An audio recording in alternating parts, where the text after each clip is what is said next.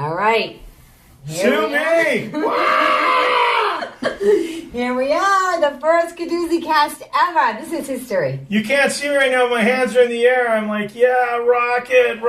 First of all, we have to tell them who you are. Lyndon Byers. Yeah, Lyndon Byers, former Boston Bruin, now radio sports nitwit for 4 hours a morning. No, you're not a nitwit. I have to start this off by saying you are awesome. Well, that's so nice of you. But I am a nitwit. I'm completely a nitwit. But wait a minute, no, because you're so... Remember, Frank Baker ran for city council. Yeah. And I called you up and I said, will you do the benefit? And you showed up and you killed and you were just awesome. And You were awesome. That was a really fun night, by the way. That was incredible. You know, I'd never done any stand-up ever, and I'm like, should I just like host it straight, or should I actually say something? And I'm like, what are you going to do? You can't tell jokes. I'm like, my whole life's a joke. And then I just started ripping off stories from my life, like my Cracker Jack, my granddad getting chased around the trailer park. No, and you were hilarious. You killed and you went first, but then you were making fun of, it was Frank's sister-in-law, and you were calling him Frank's wife and everything, and you had a fight with her. She yelled at you so Dorchester. I totally got heckled my first time. Well, because she yelled at you prior to, she didn't know you were the big famous LB. I'm not really famous, though. Yes, you are. I sucked. I had 32 goals in 10 years for the Boston Bruin. Like I always say, God made like guys like Wayne Gretzky and Mario Lemieux, and then God made guys like me that could beat the shit out of Wayne Gretzky and Mario Lemieux. See? So you had 32 goals in how many years? 10. Oh my God, those are my favorite people. These are the people I want to have on the Kadoozie Kast. Well, I'm like, we're just blue collar, everyday people that love life, right? Well, yeah, and we're like strugglers. We like to struggle. Yeah, right, of course. It's like you're climbing the ladder, but the ladder like is forever. Just keeps moving. You're like, hey, wait a second. I'm supposed to be up a level. What happened? I just put in 4,000% work and got 2% benefit. Yeah, but that one person said, oh, that was awesome. And that fuels you for like 75 more. Oh, I know. You don't even see the frowns. You're like, whatever. All right, so I want to start from the beginning. Yeah. I want to know how you started playing hockey, first of all. Because I grew up in Nipawin, Saskatchewan. I grew up in very, very northern Canada. Nipawin is like 10 hours north of Bismarck, North Dakota, which you guys think is north. Okay. So, like, Nipawin is, can I swear? Yeah, you can swear. Yeah, because the nickname for my town, Nipawin, population 2,800 people, is bumfuck. Oh, yeah. Like, literally, the senior teams, you know, in either softball, fastball, baseball, whatever it is, they're the BF Bullets. Right. And then so when we go to, like, because, you know, up in Canada, towns go to other towns for the fair days, and you're playing fastball tournaments, and everybody puts their $250 in for their team. Then you can win the tournament, and every guy on the team makes like $250 back. Oh wow! And so it's really, really competitive, and it's the same in hockey. Like, you know, all teams compete, all towns compete against each other. There's all these little pockets of town, like White Fox is 8 miles from Nipawin. It has like 700 people. And then there's Choice Land that's like 15 minutes from Nipawin, and it has like 400 people. It's like crazy. It's like the Midwest, like, you know, bumfuck. See, that fascinates me. Like, imagine I used an outhouse and I had no running water until 1979. And so all you guys had to do to keep something going was to be competitive like this. Yeah, of course. Imagine like in the winter. It's like right now up there. It's already like minus 20 degrees below zero. In the middle of winter, it gets like minus, with a wind chill where I grew up. It's like minus 65, minus 70. Car engines break. That's where block heaters come from. Because if you don't plug your block heater in to heat your motor will freeze and crack. It's so cold. And so the main way of you guys expressing any of this frustration or anything was through... Yeah, get it out. Sports, and hockey, fighting. Fighting? All day, every day. Lyndon. Think about it. I grew up surrounded by like 100,000 Canadian Indians, and I was the blonde rat in town named Lyndon. I fought on the way to school, at recess, on the way home for lunch, on the way back for lunch, at recess, on the way home after school, back for sports, on the way back after sports to do my chores before my stepdad came home and beat me senseless. Oh my God! It was a riot. It was awesome. It was. I used to say that when I was little. Like I literally, because I had a lazy eye, I had a patch, and this girl literally, like, I was at the library one time, minding my business in Fields Corner, and this girl picked me up and threw me in the middle of the street. Just for no reason, because I was vulnerable. So she just was like... And you must have been a peanut. Tiny. You're a peanut now. Picked me up by the shoulders, threw up over her arms, and threw me into the middle of the street. And I remember going home thinking, like, oh my God, my mother's going to be like, oh, poor Sue, look what happened. She was like, I told you not to wear your good clothes out. Yeah, perfect. Like she's dressing me for combat. I hear you. See, it's so funny. So you see, it's really weird because I was born, my mom, like I ruined my parents' lives. Like in 1964 when I was born, February 29th. Okay, so just imagine before that, my mother was like going to the Olympics in figure skating. She was like phenomenal. And my dad was like one of the best goalies in junior hockey. He was probably going to go to the NHL. So they were all skaters from this town? Yeah, but like it's weird. The Byers family, Cracker Jack is my granddad. And so Cracker Jack is like a picture, this little guy. He's like 5'8", about 170 pounds. And Grandma Jean Byers is like 6'2", 220. So all my dad, everybody in my family is over like 6'5", 6'4", 6'6". Like my Uncle Lyle's 6'8". My dad's like 450. My Uncle Lyle's like 400. My Uncle Jack is like 310. My Uncle Kelly is like 6'4", like 290. My Uncle Jeannie's like 300, 6'4". I'm the midget. So I was born, my dad was like 18 years old, and they were, my mom was going to go to the Olympics, my dad was going to play junior hockey, and then my old man got my mom pregnant and so I ruined their lives, right? Mm-hmm. So old time Canada, get a job, take care of the kid, whatever. So my dad's the oldest of 7 Byers boys. So all my uncles are like my brothers. Right. So they're all closer to your age, right? And we're all, the Byers boys all live in the same town, so it was like that old story. I had my dad's teacher, my Uncle Jack's teacher. So I was the next Byers in line. I walked anywhere, cuff in the back of the head, front desk, shit on, every year of school of my life, right? We shouldn't laugh. Oh, yeah, it's awesome. I'm identifying. That's why I'm laughing. It's awesome, you know what I mean? It makes us tough. So the Byers clan was this clan, and all you do, like in a small town, you have to find your hierarchy. Where do you stand? Mm-hmm. And then, Glenn Lyons was a kid that was the only kid I couldn't beat up. He used to pound my face in, but we were best friends. Right. But sometimes there's a respect thing. But once a year, he had to pound my face in, so everybody in town knew that he was the dog. It's funny. There's a girl, Trisha Joyce from St. Margaret's Parish. She was like, they called her Troy. Yeah. She was like big and like wanted to fight everybody. She wore a Dorchester sweatshirt. And we were playing softball one day and they were all like, oh, Troy's coming. You better not look at her. She's going to kick your ass. And inside I was like, fuck her. Yeah, right. And I got up to bat. She said something like, where'd you get those clothes at the Salvation Army? I go, no, I borrowed them from your mother. And she loved me. No, she loved me. We became best friends. Oh, and then you had your protector. That's awesome. Yes, always. And then you should have saw me when I used to fight all the time. I'm like, I'll kick your ass, because I knew Troy would get them. Right on your back. That's awesome. So there is some mutual respect funny. Even when you fight. Funny. Yeah. So anyway, I always go off on tangents because it's a great story. So I grew up in northern Saskatchewan, and then my life's kind of weird because my dad left when I was 4. Then my mom married this douchebag, and then he used to just whack everybody around. He was just a loser. And so I kind of got rebellious. All I had was hockey. If it wasn't for my Uncle Kelly and my Uncle Jeannie and my Uncle Dale, who all they hadn't moved out yet. My granddad ran the UGG elevator in Nipawin for like 38 years. What's the UGG elevator? It's like a grain elevator, like in the Midwest where all the trucks bring their grain and everything. Like he was the guy for UGG. We all worked at the elevator. And how it worked at my grandma and grandpa's house is there was one bedroom downstairs. There was grandma and grandpa's bedroom upstairs that was it, with the kitchen. Right. Then a dining room with a massive, big oak, huge, massive table, and the living room with Cracker Jack's chair with cigarette burns in it because he'd fall asleep and the ash would burn to his lip, and then he'd spit it out and it'd burn the chair, and we'd have to put the chair out and he'd be fine. He'd never wake up. Right. But anyway, so the bedroom downstairs, as the kids got older, you fought for the bedroom, and then as soon as somebody moved out, one of the brothers moved out in my dad's family, then all the boys fought and the toughest kid got the room. Mm-hmm. And so that's how it went. Oh, wow. So, so I always used to spend... So more competition, though. Everything was competition. Everything was wild, man. I used to get... because my Uncle Dale, he's only 4 years older than me. So, even for the couch on Saturdays, because Saturday was, you had cartoons in the morning, you had Stooges, then you had Bugs Bunny Roadrunner, then you had Stampede Wrestling at noon, then you had Hockey Night in Canada at 7 o'clock. Everybody fought for the couch. Because there was no other chairs. There was the couch, Cracker Jack's chair, which no one sat in Cracker Jack's chair except Cracker Jack, even if Cracker Jack wasn't there. Right. Right? So, ultimately, when I'll never remember my Uncle Dale. I thought I could take him. I was, I was a pretty big kid. When I was 12 and a half, I was 6'2", 220 pounds. So wait a minute, you went from being a midget to being big. Yeah, it was awesome. In 9 months, from February to September. We'll get there. It's okay, good. So So anyway, so that's how I kind of grew up. Because I wouldn't stay at my house because my stepfather, because what would happen was as soon as he'd get into it with my mom or then I would jump in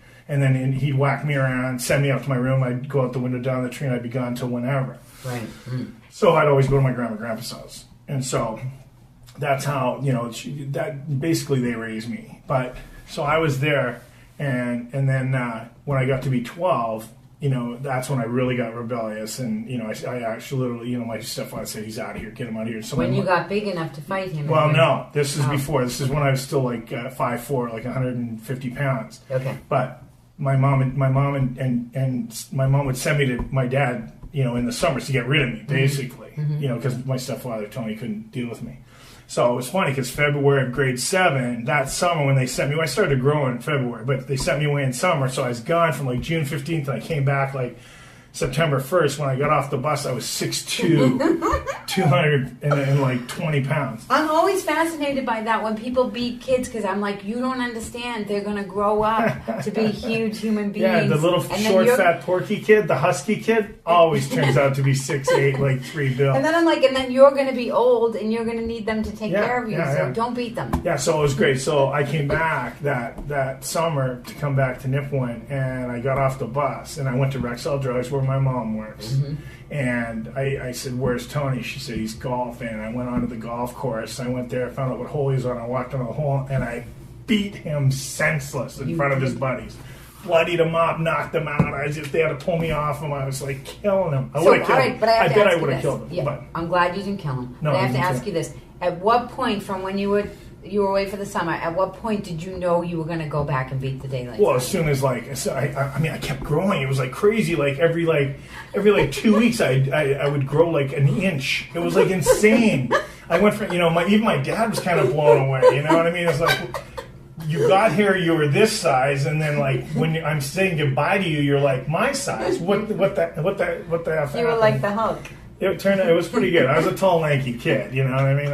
It worked out. It worked out awesome. But if it wasn't for my dad's brothers, who were like my brothers, I would be in jail. I feel like there's always somebody, even no matter how bad anybody's life is, that helps. That give them something, and if you're strong internally, you'll latch onto that. Yeah. Well, it's like it was good in a way and it was bad in a way because, my Uncle Kelly, my Uncle Gene, my Uncle Dale, basically, they were my inspiration. They took care of me when the bad times were bad or when I took off or I had nowhere to go. They were always there for me, to do whatever.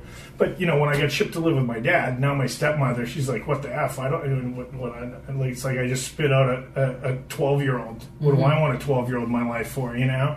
So it got really weird. And then they just shipped me off to private high school, which sucked, but was another great thing for me because it gave me direction. It helped me with, basically turned me into a pro hockey player. That's what I went to Notre Dame College in Wilcox, Saskatchewan. Craziest little private high school ever. What's it called?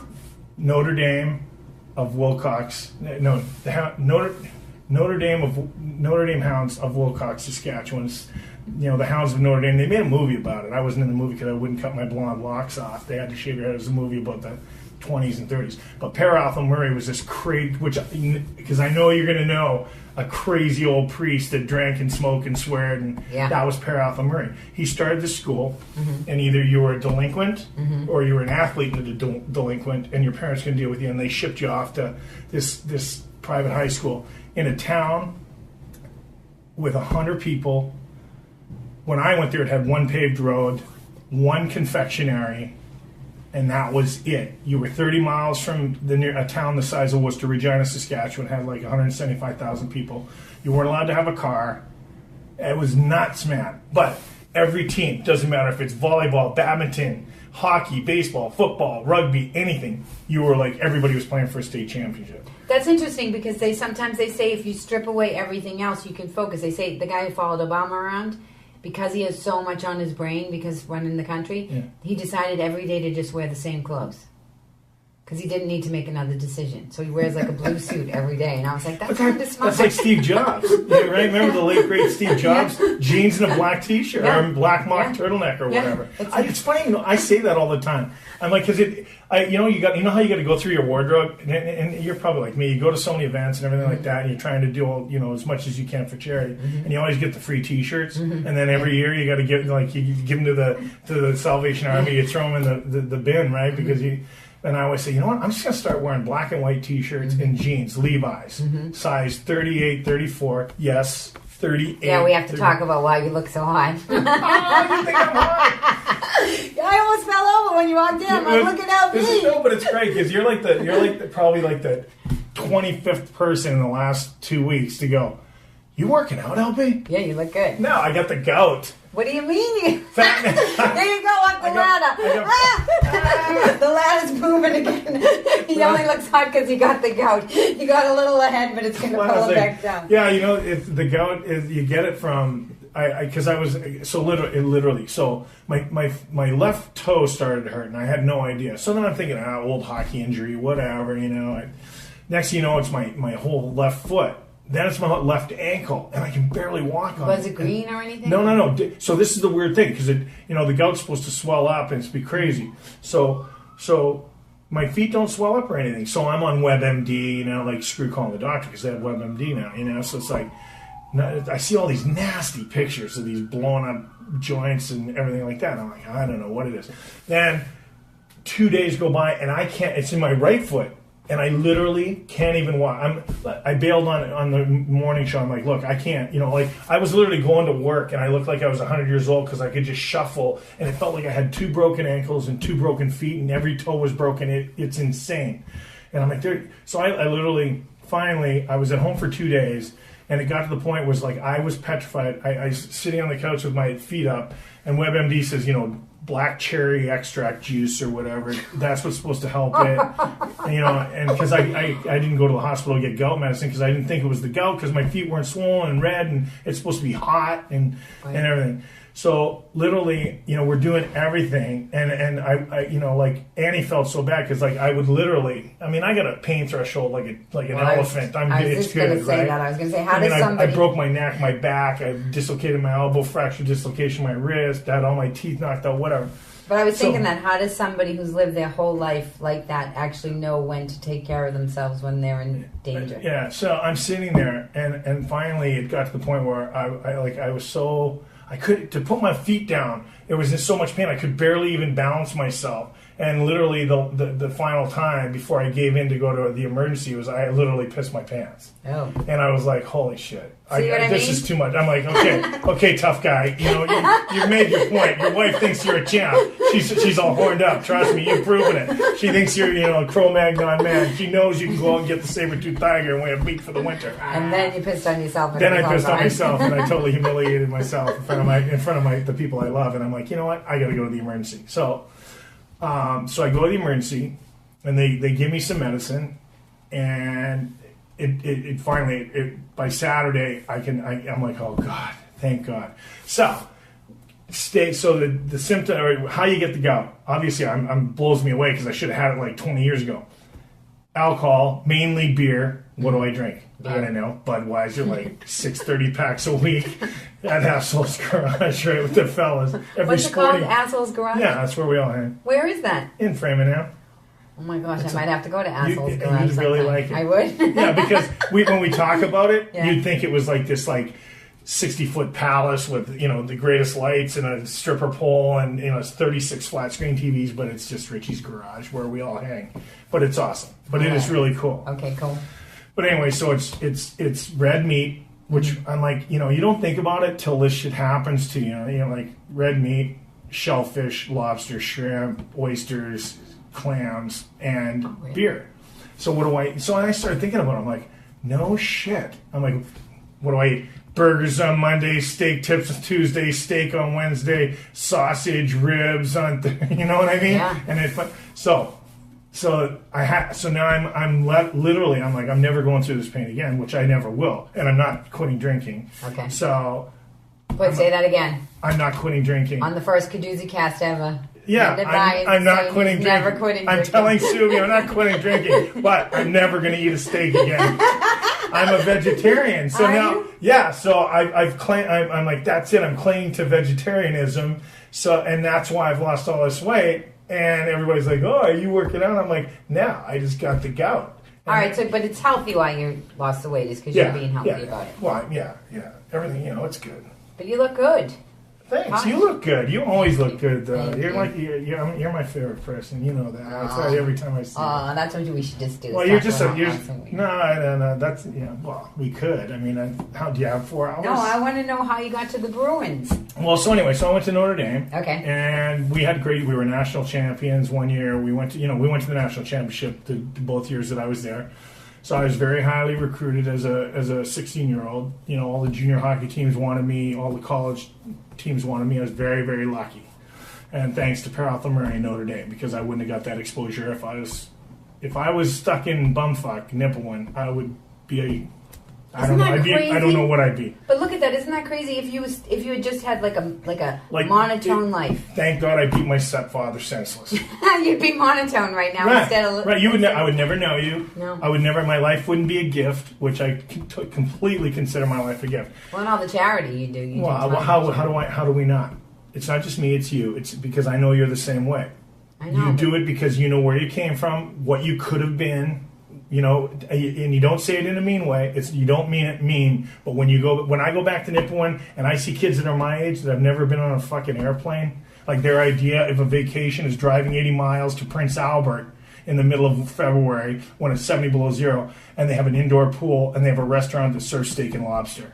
They think that's a week. They go for a week with their kids, and everybody thinks that's a vacation. I'm like, hey, asshole.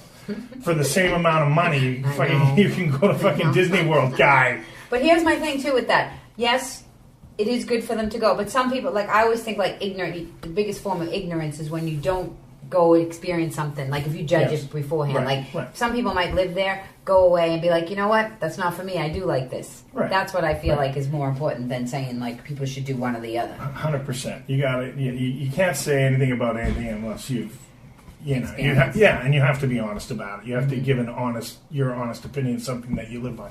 So back to Notre Dame. Then I chose junior hockey, because it was a great opportunity for me. I could have gone to college, which I was thinking about, but at the time things got really bad with my stepfather and my mom. So That's shocking. Yeah. So really.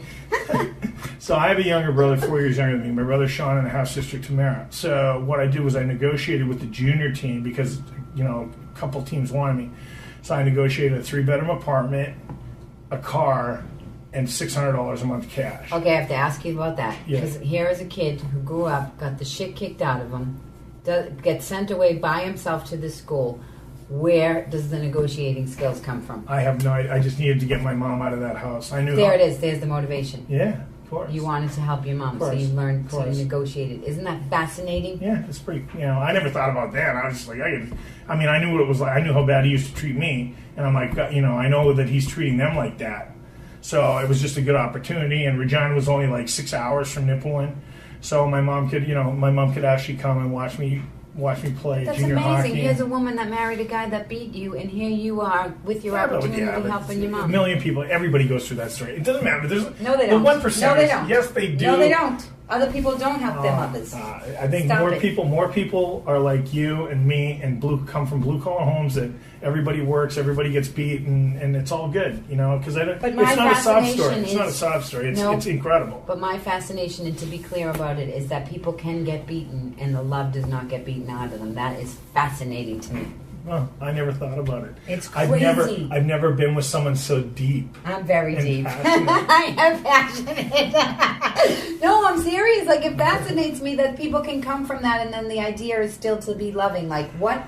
Yeah, but I don't know. I really don't know if I think I did it. I think I did it out of a sense of just doing it because I because of how my life is.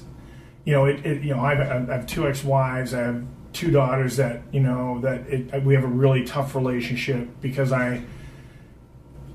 the situations weren't that we fell in love and got married and had kids and everything like that. It was get pregnant accidentally, and then the situations just didn't work. And Same as your mom and dad. try and do this. You try and do the right thing. You get married, try and do the right thing, but then you're like, this is fucked. I can't. You know what? You know, we're just ruining everybody's lives by being together. So I'm very happy that my daughter Kia, who was raised by her mom and her stepdad, she has a beautiful life. She's a world-class athlete. She went to like the Rio de Janeiro for the Pan American Games. She's like a flat water canoeist. Really? Yeah, she's really cool. How she did gets she get pissed. into She gets that? pissed off. I did an interview for the local paper, and I was Yeah. like, "Oh, I'm really proud of her. She's amazing." She emailed me, just lit me up. You have nothing to do with my life. You're a fucking asshole. My father raised me. I'm like, Well, say that now and say well, that. no, so I emailed her back. I'm like, no, I know. I'm sorry. Hey, I'm, you're it. I was just, they called me. I just said, it's pretty awesome when you get to read papers about your daughter. That's not really your daughter. I didn't mean like you're my daughter. I just, it's blood. Sorry. I just, I'm That's like, cool. sorry, You just said it now. sorry. She can say that, and you can still be proud of her. Yeah, of course. And then I have my daughter Taryn for Taryn. We named her Taryn for tearing it up because she's awesome. She is. But she's with my ex-wife here. But anyway. But I feel like everybody goes through this. Like what the story you told. Yeah. Like nobody has a perfect life. No, never. Everybody goes through this. Even if you're the Lucky Sperm Club kids, you know, everybody has.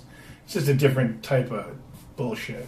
Right, it's funny because these stories you're telling me about people having babies and their whole lives getting ruined. I always wonder, like, why can't we have birth control? Yeah, I wish, or why, please. Why isn't it all right? Where was my dad? Where was my dad to tell me, you know what? Just because she's pregnant, you don't have to marry her. Yeah. Go play for the Bruins. You'll be fine. Right. Or still be responsible. It doesn't have to be black or white. You don't have to marry, but be responsible and play for the Bruins. Of course, but wouldn't it have been better? I mean, it's just such a my life story is really, it's my life is a gift, because I have a lot of people that help me at certain points, even as bad as or as good as it could be, Mm-hmm. But so anyway, back to junior. So I played junior hockey for the Regina Pats. Mm-hmm. I was very lucky. We had very good teams. Again, I got a lot of exposure. We made it to the league championship twice. Never won it. Should have. Fucking 15 seconds. I'll never forget it. Johnny I want to hear Miner. it because when I watch Johnny Seed Miner. He was drafted by the Edmonton Oilers. Played a ton in Europe. WHL championships. Us against the Kamloops Oilers. No, were they the Oilers? Yeah, the Kamloops Oilers. And there's 15 seconds to go in Game 6 of the 7-game series. We were up 2-1 with 15 seconds to go in the game to win the league championship. All we got to do is win one face-off. It's in my head. Do you know how long ago this is? This is like 1981. I'm getting goosebumps while you're telling me. Dale Durkach at center. Taylor Hall. Me, Jason Meyer, and Johnny Seed Miner. Seed was his nickname. So anyway, we called him Seed because he got his high school girl pregnant. I was going to say. They stuck together, so we called him Seed because he had the greatest seed ever. So anyway, Dewey wins the draw. All Seed has to do is dump the puck down the frickin' ice, and we win the WHL, which is because it's 2-1. So right. So instead, he tries to Bobby Orr it up the middle. Okay, so of course we think he's icing the puck, so we're taking off so we can get to the puck first, so it's not icing. We win the game. Gloves come off. Everybody goes nuts. We're league champions, and we get to go to the I forget what the cup's called. I forget what the whole Canadian National Championship of Junior, where Western Hockey League plays, the OHL plays Quebec Major Junior. So anyway, C tries to Bobby Orr it up the middle, and I'll never forget it. I'm outside the blue line, and I'm like, there's no puck. And you look back, Dean Evison lifts his stick, takes the puck. Of course, Jamie, again, I forget the goalie's name, but he's sitting there. He thinks the puck's going down the other end, so he's totally not ready. Dean Evison picks the puck, shoots the puck in there, ties the game. So now it's tied. We're going to go to overtime, but we go to center ice. Now there's 10 seconds left in the fucking game. We're going to win the draw. What we want to do is just push the puck forward. Clock runs out. Whatever. Gloves come off. Win the game. No. You don't get to win, but we go to overtime to win it in overtime, right? Yeah. So, in 15 seconds of my life, it's like if someone threw a fucking Kamloops Oiler grenade on the ice. So anyway, Dewey Durkach wins the draw. Goes back in between Johnny Miner and Jason Meyer. The puck, so now it's across our blue line, going towards our net. And Johnny Miner and Jason Meyer and Dean Evison and all two other of the Oilers collide. They all fall down, slide into our goalie, Jamie Reese, our goalie, knocks him down, puck goes in the net, they win. So now, so 15. So now we're so demoralized. We came to Game 7. They kicked the shit out of us, and we lost the championship. And I'll never. It's like that whole thing in my head. I just went through it. I can see everybody's face. I know exactly what they look like. I could. Oh, crazy. I think that's why people love sports. What you do, I mean, I'm getting goosebumps sitting here and listening to you talk about it because that moment. It was like yesterday. It's like, you know how many times I go, God, if there is such a thing as recreate, whatever. Yeah. I'm like, send me back. Just send me fucking back to Kamloops for that 15 seconds so I can just run and jump on seed and let the puck stay there. All right, I have 2 questions for you. Was C showboating? Yeah. Well, no. He thought, in his mind, he was a really, really good player. He's like one of the best defensemen in the league, in the country. He was, for his age. It was just, his thing was he thought he saw daylight, and he was, what can you do? Just, but if he would have just iced the puck. I mean, everybody has those moments. Right. It's like getting your DUI. You're like, fuck. I could have just called the cab. When the cop, when the cop's walking up to the car, and you're like, you've had both windows down. You're done. You're cooked. And in your head, you're like, I'm like fucking 5 blocks from a cab, right? Yeah. Tool bag. So anyway, so I get drafted by the Bruins from. But wait a minute, before you tell me about the Bruins, I want to know, how do you deal with something that like devastating? That's the thing about sports that I'm always wondering. Oh no, you know what sports? That's what people don't understand about sports, and that's why people get pissed at athletes when it's over. I remember it, but when it's over, it's over. That's it. Yeah, that's why fans get so pissed off. That's why athletes have to play the pretend game now.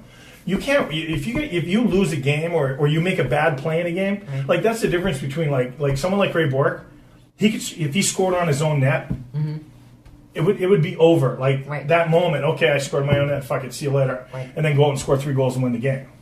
Which is why you have to shake it off. It's life. That's the thing about life. If something happens, people dwell and people waste time on something that if something bad happened, you have to leave it behind. And if you can't leave it behind, it'll eat you up. Yeah. And that's the difference between successful people and people that struggle and people. It's like the person when you meet a lady at the checkout counter at Stop and Shop, and she's the lady at the checkout counter at Stop and Shop your whole fucking life, and then you leave, and you come back, and you're like 35, and she's like 70, and she's still the checkout lady at Stop and Shop. You're like, oh, what's the first thing people say? What a fucking loser. And you're like, you know what? I would give my left testicle to be that content. Right. And happy with my life. I said it to my old man the other day, because my old man was the same way. My old man had it all, lost it all, had it all, lost it all. I said him to the other day. I sit in my car. I have like the greatest job on the planet, right? I talk for 4 hours. I play complete nitwit on the Hillman Morning Show for 4 hours a morning, right? 5:30 to 10 Monday to Friday. That's right. Yeah, and we stream. WAAF. And we have an app. Actually, don't listen after 2 years. You'll get more information when I do another podcast in 2 years. If Subi remembers me, because this is going to blow up. So it's like I said to my old man the other day. I go. He goes, so how's it going? I go, I just want to be fucking. I go, why can't I be content? Why am I always? I go, is it the East Coast mentality where you wake up and then it's just chase? I have a really good job. I have a beautiful wife. I have a 2.5-year-old. I found my gift in my third wife. She's like everything to me, Annie. If you shelter your dog, it's Halston Meadows, HalstonMeadows.com. Oh, it's she has a dog shelter? Oh, her and her dad are just phenomenal. He's like, I want to meet her someday. Oh, yeah, of course, anytime. Well, we're out. Actually, we got a babysitter tonight at 5 o'clock. What are you doing? You got a show tonight? No. Oh. Well, maybe, I don't know. We'll talk about it after. This is like we won't tell everybody where we're going to be because we're so famous. So anyway, so I said to my old man, I'm like, why am I always chasing? I'm you. I go, it just really sucks. I go, and that was the other thing. My dad used to hold the phone and then put his like pinky finger in his mouth while he was on the phone. The phone would be under his neck. Oh. And I found myself the other day on the phone, and I'm like, I'm my old man. I turned into my old man. That's what I said to him. I go, I'm like you. I got the greatest job, got a beautiful wife. I just bought a new house on 3 acres of land, and I got 3 dogs, and I drive a 4-door GMC that's fucking kick-ass, and I'm sitting... And you go to the asshole garage. Man, I have Asshole's Garage with Richie, who's my best buddy, and my buddy Terrence, who looks like Santa Claus. He's up from Tennessee. He's a good old boy, Southern boy. He's awesome. He builds all the dicks. I would love... He's somebody you gotta meet. He builds all the dicks? He makes sure they're built to spec. He's the all super... The dicks? Yeah, he's like a Vietnam vet. He's like... What's a dick? So legit. Dick stores. Dick sporting goods. Oh my gosh, I thought you were saying Dex and saying dicks by accident. And you're like, you should meet him. I'm like, he builds dicks? I would like to meet him. Giant dicks. Not Sounds like my kind of guy. You're tiny, so not that big. So anyway, again, it was just really, really weird because like I find myself driving home because we get done at 10 in the morning. Mm-hmm. You know, we do a little show prep, and I'm going home at 12:30, and I feel guilty. I'm like, what haven't I done? What I got to do something. What you know, I got to do something more. I got to be better. I got to be, you know, I got to get. I don't know. It's just the weirdest. It was the weirdest. Well, it's not that weird because let me tell you something. You just told me that your whole entire childhood was competition. So the fact that you have that inside oh, you. really? Is that it? Yes. Is that your what's kicking my ass? nervous system is like trained to it's do. Like, you got to do some yoga or some meditation or something. Oh, can you imagine my fat ass trying to do yoga? No way. Next podcast, you'll be doing yoga after the beat. You're vegetarian. You'll be like, so I'm doing yoga, but I'm not quitting drinking. I'm a vegetarian and I'm doing yoga, but I'm not quitting drinking. No, it's you know, again, it's you know, it was just weird. So then I got drafted when I played for the Regina Pats. After that year that we lost in the league championship, the Bruins had drafted me 2 years before when I was, you know, 16, 17. I think you're 17 years old or whatever it is. Mm-hmm. So I got drafted. I was really, you know, high draft pick, and I was a really good player. And I made the Bruins when I was 19. I was doing really, really, really well, and I blew my knee out. Wait a minute, you know what I forgot to ask you about? What? The 3-bedroom. They gave you the 3-bedroom place. Oh, yeah. No, so my mom and my okay. mom, basically what happened was I got the apartment in the car, so my mom could have a car, and then it worked out great because my cousin Glenn Hamilton owned a bridal and wedding and, you know, tuxedo and bridal shop side by each with the doors in the middle, so it was crazy as fucking place, man. All these crazy women and guys and brawls. It was awesome. Cool. But my mom had a job, so that worked out great. Plus the apartment was like for free, and then we had like the $600 cash, which I'm like, hey, give me a Hyundai out of the six at least. Mom's taking it all. You're like, Mom, don't push your luck. I'm like, motherfucker, am I having stew again here? We 600 beans. I'm again. Where's my fucking steak? But did she leave the guy? Yeah, she left the guy, which was great. Because that's unheard of. Which was great that's a huge deal. For my, you know, my half sister, my brother, and whatever. And so, you know, you step over all my compliments. Just no, all right. We're good. So then I got to play for the Bruins, and it worked out great. I made the team when I was 19, turned 20, which was awesome, and I had a really good start. Like I was, you know, like on the top two lines. I was, you know, it was awesome. I was really, really. And this was what year? This was like 1984. Mm-hmm. 1984, 85. Okay. And I blew my knee out. And then, you know, you're like 19 years old, you're living in Boston. I could have any chick I wanted. Life was like incredible. Mm-hmm.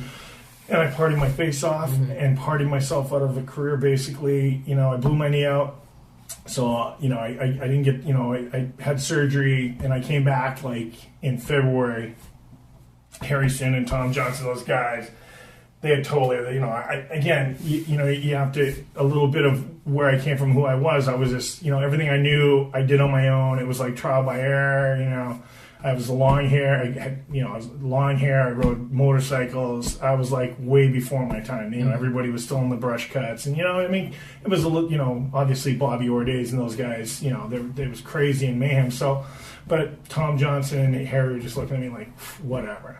And, you know, it was pretty, you know, I really, it's one of the things I feel bad about because Wayne Cashman, one of the greatest Bruins of all time, he was the Bruins captain. The year before, I got called up when I played after the World Junior Championships in Sweden. They called me up for 10 games. I did great. Mm-hmm. I had like 5 points, 2 goals, 3 assists. I pounded a bunch of people. I had like 35 penalty minutes. Cash loved me. He's like, oh, there's this new young kid. He's a stud, blah, blah. When he retired and told Frosty Forrestal and the Bruins that he wanted me to wear number 12. Uh-huh. So what an honor, right? course, I fucked that all up, partying my face off. I come back, then, they bring me back. They're pissed off at me. They sent me right down to the minors. Called me up at the end of the year for the playoffs a little bit, but that was it. The next year, they took number 12 away. I came back, I had number 42. I was like, oh my fucking God, what happened? And so the next year, it sucked because I broke my wrist like 5 games into the year. After they sent me down to Moncton because they were still pissed, teach me a lesson, hopefully straighten my act out. And I broke my wrist 5 games into it and missed the whole year. So I went. Now you're drinking more because you broke your wrist, right? I'm sitting there with a cast up to here, getting a paycheck, doing nothing, right? Right. So, but in the meantime, add on to all that year that I blew my knee out, that Christmas, I flew my high school girlfriend in for a week. What phone call do you think I got in April? What? I'm pregnant. Oh. LB, you didn't have any condoms with all that money, huh? Yeah, but she was on the pill. She was supposed to be on the pill. She was on the pill all high school. I mean, I was pounding her all my senior year of high school. She was on the pill. Why wouldn't she be on the pill at Christmas for a week? You know why? I know why. Because you were a Boston Bruin. Yeah, she wanted to, be a hockey wife. Well, I can speak to the success and the self-hatred, if that's what you think it was, because that's what happened to me. Mm-hmm. I got a lot of success really quick, and I was like, ow! It hurt. I was like, I took myself right down. I was like, no. I didn't feel like I deserved it. I didn't know how to it's handle the weirdest it. thing. It's a weird feeling. Well, and in the meantime, it's not like you can talk to anybody about it because then you just think you're an arrogant prick. Yeah. They're like, we feel bad for you. Your life must be really sucky. Playing for the Bruins must really suck. And you're like, it's not even the Bruins, but I'm not even enjoying the Bruin part of it. Everything else is so fucked up. I have no concept of what it would be like, You go into the store where the lady's the cashier, and you're like, I'm having a hard time. She's like, fuck you. Because back in the day, everybody could smoke everywhere. Now, who didn't have it? That happened to a guy in Southie. He was a boxer. The Goosen brothers. They were out in Vegas. I think they called him up. They gave him a huge deal, gave him tons of money. He came back. He started drinking, doing drugs, and everything. And then somebody got out of jail, and he had to go fight them. And he was a mess. And then I remember we went to watch him fight in a place in Dorchester, and I was with my 2 guy friends. We were smoking cigars, and the guy was like, talking about the girls. They even had girls with the cards and everything, and the little place in Dorchester, and they were like, I remember my friend was like, those girls aren't that hot. He's like, maybe if I saw them at nighttime with jeans on or something. He's like, and my friend was like, you're in a fucking airplane hangar in Dorchester. This isn't Caesar's Palace. Yeah, right, guy. Like that. And so the guy got pounded by the guy that got out of jail. Oh yeah, and then he lost his whole deal and everything. So he ended up having to fight in little airplane hangars in Dorchester instead of in Vegas. You do what you got to do. He did. But so now and then, so I kind of tell all the story not because I'm bummed out or anything. It's my life story, and so I want everybody to know because you're nice enough to put me on your first podcast. So this is really cool. Awesome. So when they sent me down after my wrist surgery, the next year I came back, they sent me right down, and so at this point I'm like, I'm going to, Butch Goring was the coach. They fired him, and Terry O'Reilly took over. Taz, everybody knows Terry. Taz O'Reilly. He's phenomenal. He's the greatest, toughest goal scorer captain of the Bruins. I would say one of all-time greatest captains of the Bruins. And, so he took over as head coach. So I'm down in Moncton. So my game plan immediately goes to, I flip back to Nipawin, to bumfuck, and I'm like, okay, you know what? I'm going to turn into bumfuck LB again. And I'm going to fight the 3 toughest guys on every team for the next 10 games. If I don't get called up, I'm going to quit. So you just decided that this was going to be your move to get called up? To get back to the NHL. Calling on the old fist fight. Yeah, so I the 3rd game, I remember this Archibald guy from New Haven. He stuck his finger in my eye and he raked my face. And I lost my mind. I climbed the penalty box glass, and I on the way. This is like we're such derelicts. On the way over, the penalty box guys that sit in the middle, they keep a bucket of frozen pucks in case the puck goes into the stands. So on the way over, I got over my side of the glass into the middle with these guys. They're freaking out. Archibald's on the other side, looking through the glass, going, "What the fuck's this guy doing?" Right? And I climb up on the glass, and I get the bucket, and I'm ripping frozen pucks at him from above his head. And he's in the box. It was awesome. So sure enough, right? And Terry O'Reilly sees the box score, or a scout might have been watching. I don't even know. The story must, got out. And O'Reilly's like, because because he had Jay Miller at the time. Jay had made the team. It was really tough. He's probably one of the toughest guys to ever play for the Bruins. And he's like, oh, I got another derelict, right? And he knew me because I had played with him when I got called up in that first year. I played with Taz before he retired. So I owe everything to Terry O'Reilly, my whole career, because I got called up and then I played 10 years after that. But he called me up like the next day, after my escapade. Well, I remember watching it with my father, like when I was a kid, and I was like, Dad, they're always fighting. He's like, yeah, that's why we watch it. Yeah, right. Of course, the only sport on the planet.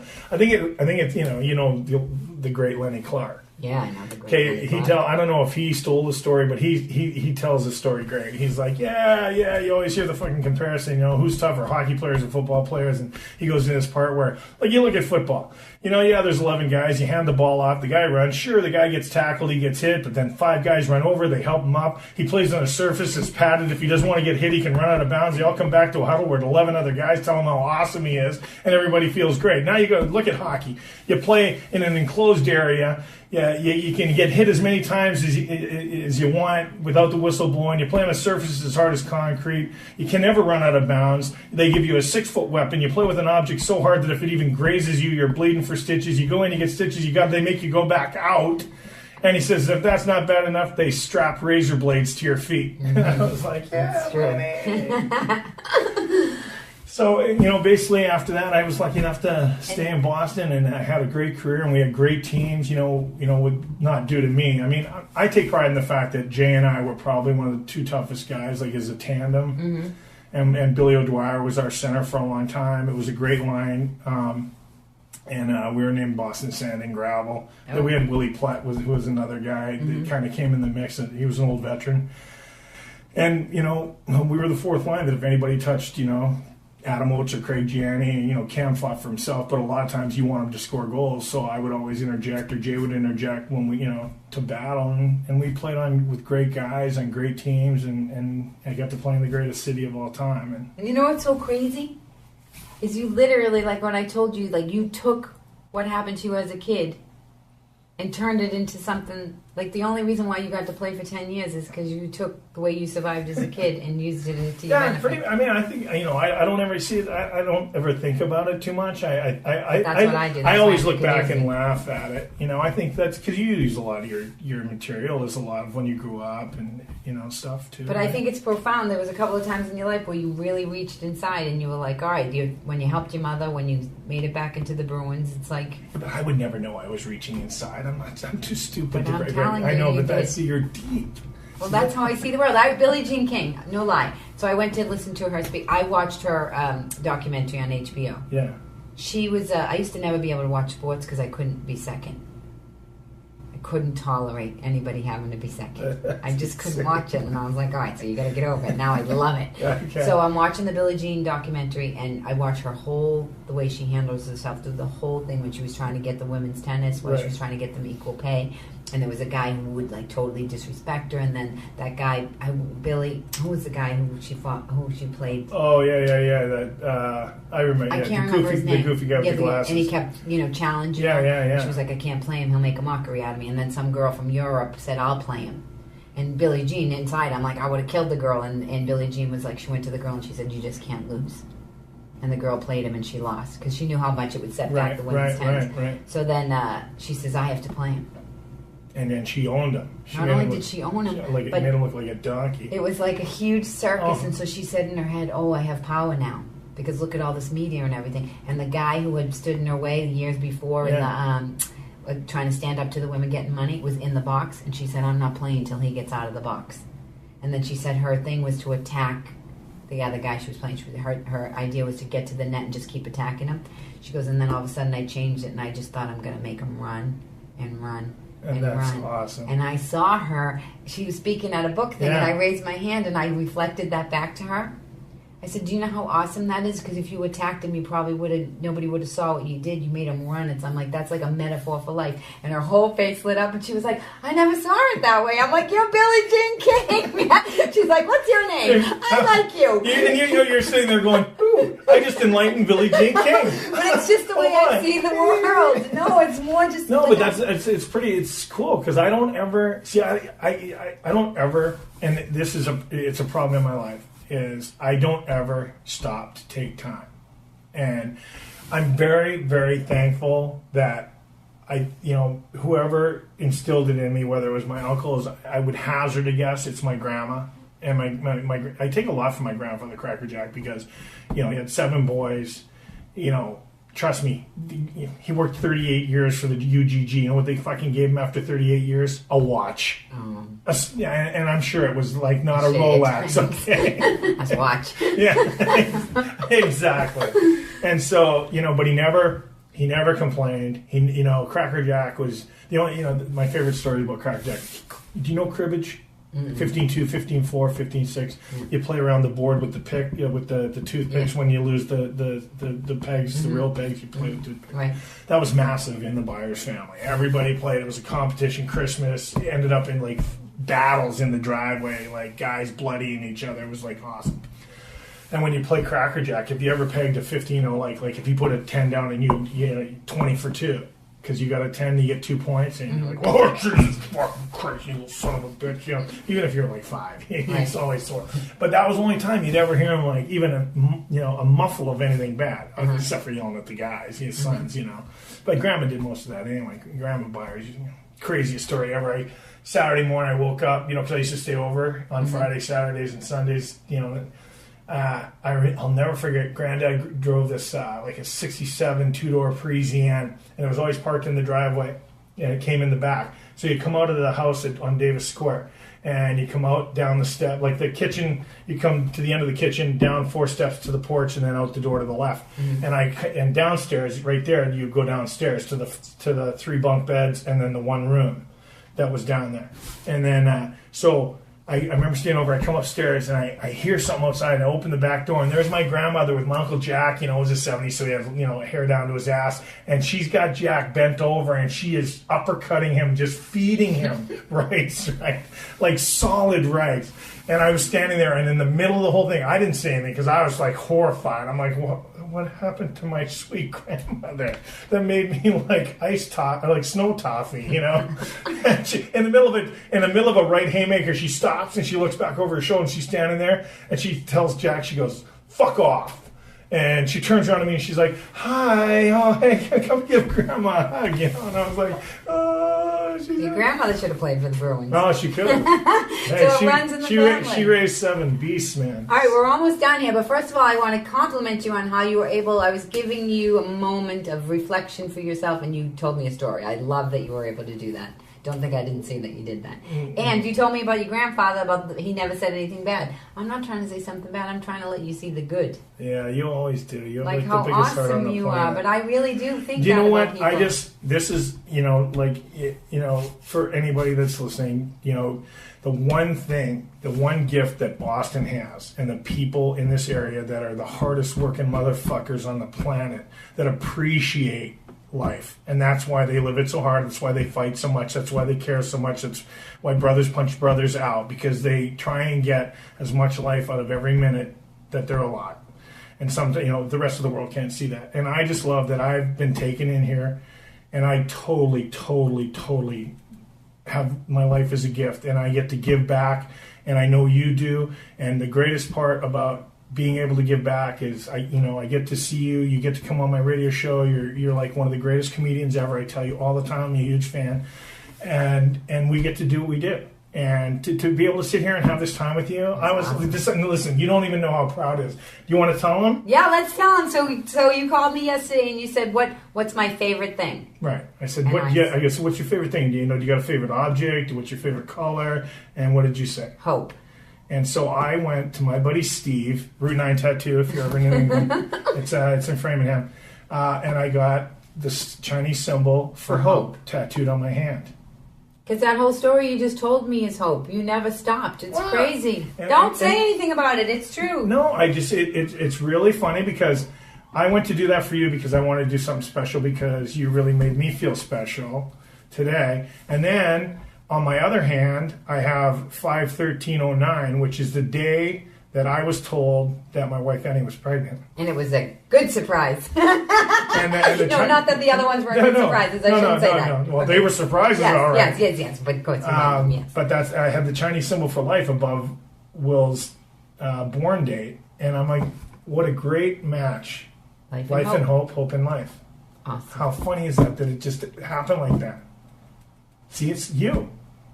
Pretty funny. Kadoozie. I think that's a good place to Give it end, a man. potato. Thank you, LB. Lyndon Byers on WAAF. What is it? 7 to 10? Yeah, 5:30 to 10. 5:30 to 10. Monday to Friday. 2 more years. Yeah, All right. two more years. Someone right. might get knocked out. This is the end of the first Kadoozie Kast ever. Woo! Bye. See ya.